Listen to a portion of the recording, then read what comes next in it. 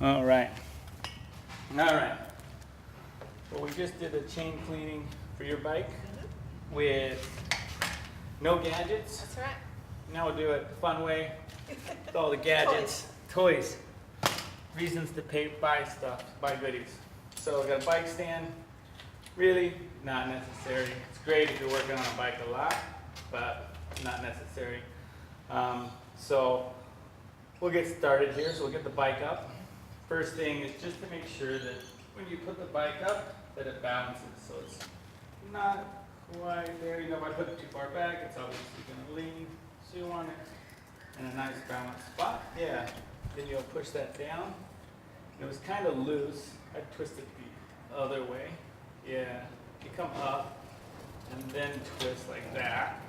A little nut down the bottom. There, now try that. Pretty good? Yeah, nice and snug. All right. So the main things we went over last time is you need some cleaners. Kerosene, nice and cheap. Car Center. What was the store again? Super cheap. Super cheap. Bike chain cleaner.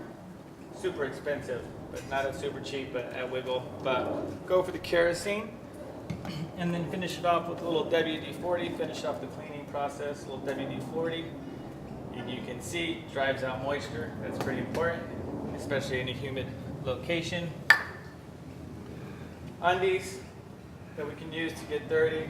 They've been washed, but they are ready to rock and roll. So this one is a little bit dirty from our last bike cleaning session. And this one we use for the cleaning, right? Last bit, type of lube. I'm a fan of wax lube. You know, it's dry, things don't stick to it. Okay. At least in this world, I'm a fan of the dry lube. Okay, anyways, first thing we want to do is put a little bit of our cleaner in this little tool, little clean chain cleaner, we'll call it. And like I said, this is probably a quarter of the price, so it lasts a lot longer. You want to dispose of it in the right place. You know, don't dump it down the toilet. You can take it to certain automotive dealers or whatever, and they'll dump the kerosene. So there's a fill line, but you're basically making sure that the wheels are going to catch some oil, right? So the next move is you want to make sure you put it on the correct way. That looks like it's right. So that's front to back. And you're going to put it in here. You're going to slide it onto the chain. And this is an older one, so we'll just hope that this one works well. Hook it on, run this little clamp over, and it sits there, right? These ones will make a mess, pretty normal again, so it's good to have a little bit of stuff over here, maybe a little more mat or something like that, right? So the nice thing that we get to do with this one, you might want to make sure your gears are set up pretty easy. Yeah, and so you can straight lock some of these up, lock some of this up. But yeah, you can hold it. That will help as well.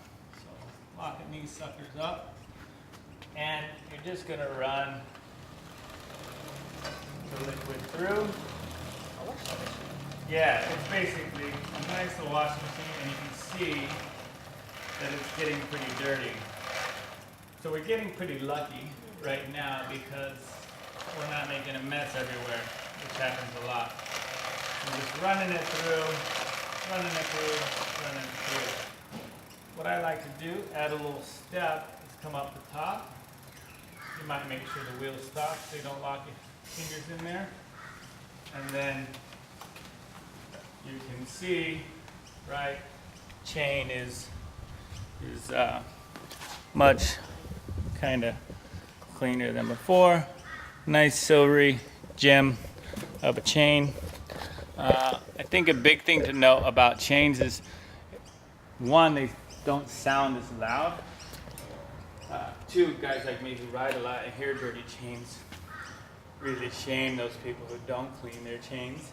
No, but also Well, they clients. Or their clients, yeah. Well, you can't change them, but no, it it keeps your components from running down as quickly. So it doesn't take long, and the last one is less resistance. I mean, it's quite noticeable.